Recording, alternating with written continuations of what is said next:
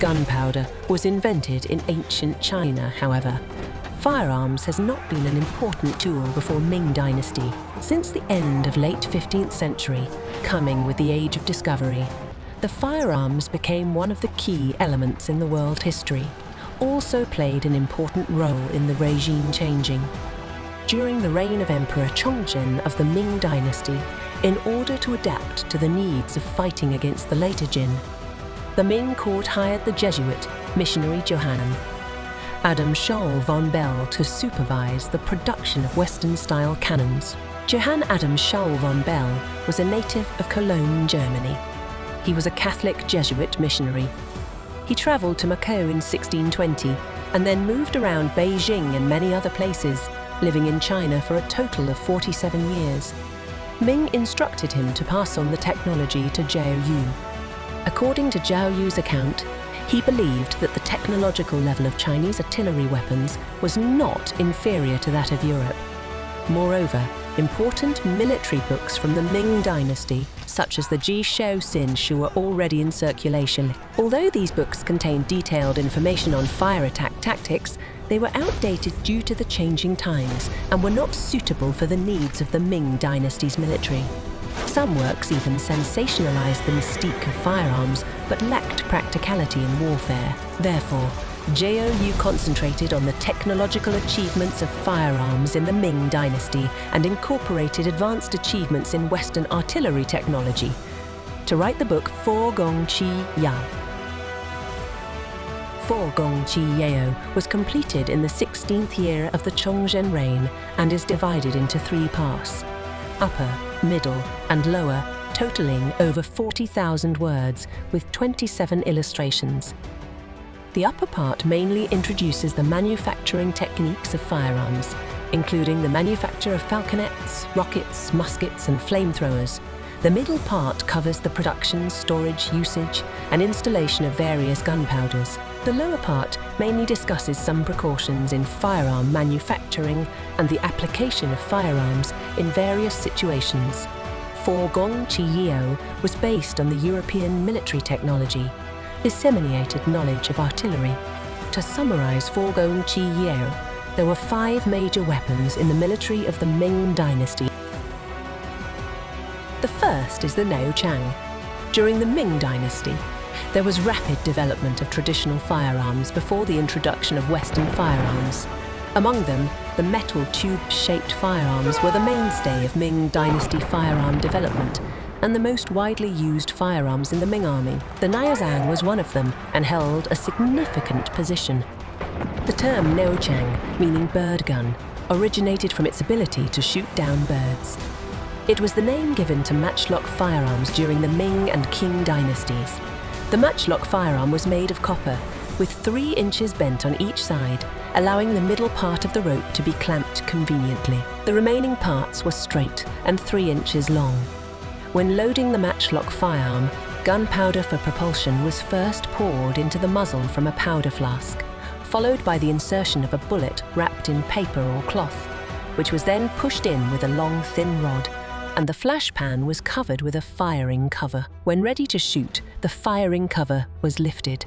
The target was aimed, and the trigger was pulled, causing the match to contact the flash pan and ignite the primer.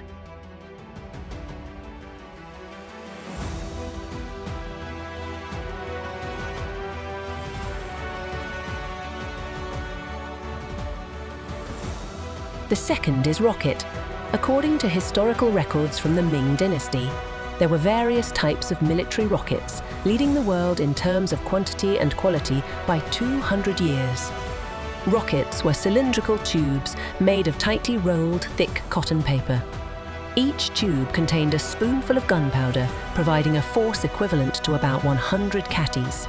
Each tube required approximately 4,000 catties of force, resulting in longer range and more powerful launches.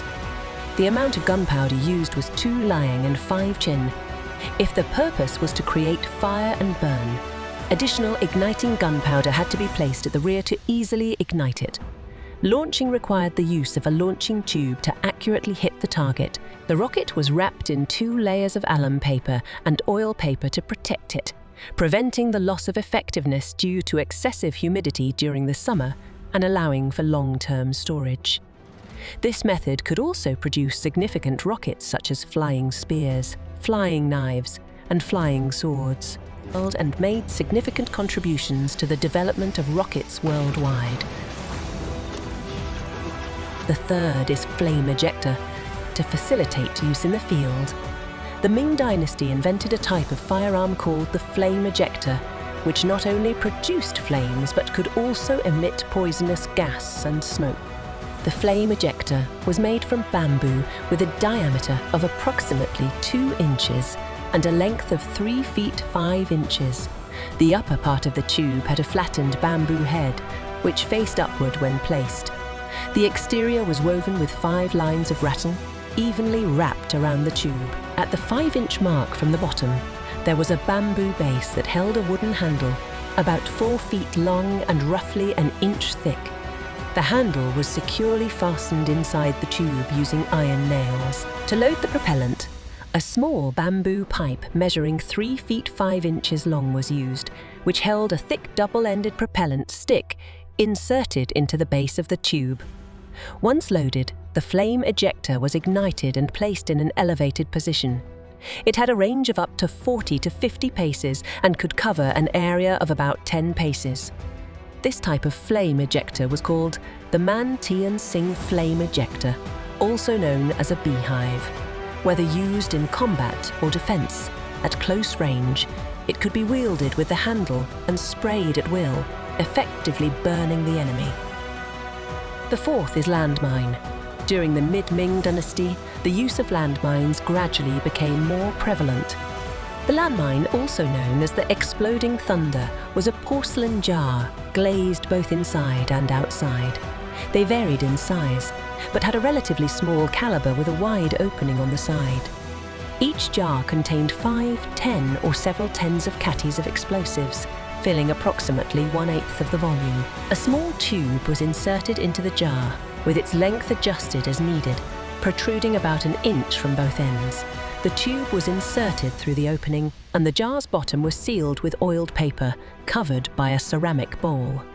A hole approximately a few feet deep was dug beneath the jar to prevent moisture. Surrounding the jar, sturdy stones were piled up to an appropriate height and thickness, with larger stones used to compact the top, while the exterior was sealed with mud, resembling a tomb to avoid suspicion.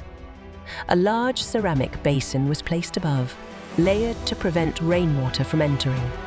These landmines served as ambush weapons, buried along outer city passages, and were essential in defensive strategies. The fifth is cannon carriage.